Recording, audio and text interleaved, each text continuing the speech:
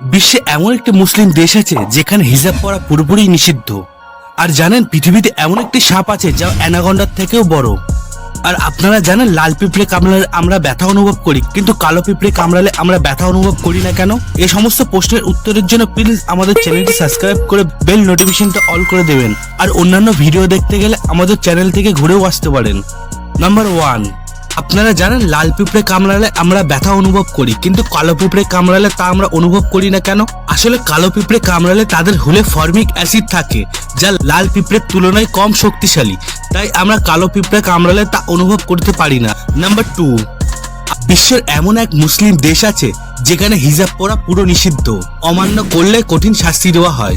মুসলিম ধর্মে নারীদের হিজাব না পরা অপরাধ হিসাবে বিবেচিত করা হয়। এমন পরিস্থিতিতে কিছু দেশ আছে যেখানে নারীদের হিজাব পরার জন্য জোর দেওয়া হয়। হিজাব মুসলিমদের মধ্যে অত্যন্ত গুরুত্বপূর্ণ বলে মনে করা হয়। এমনকি মুসলিম দেশগুলোতে মেয়েদের স্কুলে হিজাব পড়তে হয়।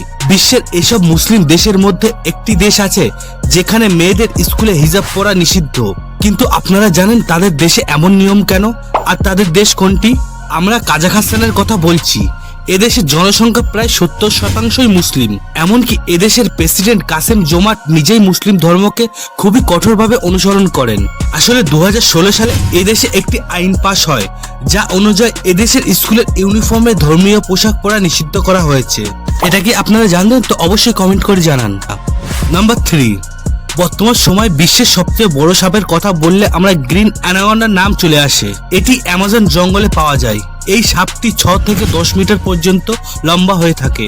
তবে আপনি যদি মনে করেন এটি বিশ্বের সবথেকে বড় সাপ, তাহলে আপনি পুরোপুরি ভুল। এর থেকেও কিন্তু একটি বড় সাপের অস্তিত্বের প্রমাণ পাওয়া গেছে।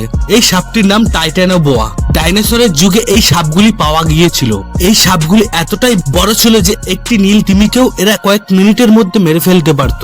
এই সাপগুলির ওজন প্রায় 1500 কেজি এবং এর দৈর্ঘ্য 50 মিটার পর্যন্ত ছিল। এই সাপ 2009 সালে কলম্বিয়াতে খননকালে আবিষ্কৃত হয়েছিল। নাম্বার 4, দক্ষিণ আফ্রিকায় একটি শিশু জন্ম নেয়। এই শিশুটির গায়ের রং অত্যাধিক কালো। এই শিশুটিকে বিশ্বের সবথেকে কালো শিশু বলে মনে করা হয়। নাম্বার 5, বন্ধুরা, জাপানের প্রবাদ অনুসারে আপনার 3টি মুখ আছে। প্রথম মুখটি আপনি বিশ্বকে দেখেন, দ্বিতীয় মুখটি আপনি আপনার ঘনিষ্ঠ বন্ধু এবং পরিবারকে দেখেন, আর তৃতীয় মুখটি আপনি কখনোই কাউকে দেখেন না।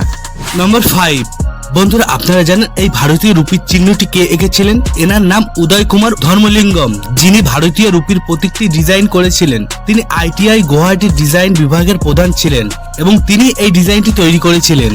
নাম্বার 6, বন্ধুরা, আপনারা জানেন একটি সাপ কোনো প্রাণীকে গিলে ফেললে তার হাড় মাংস সবই হজম করতে পারে, কিন্তু তার লোম বা পশম হজম করতে পারে না।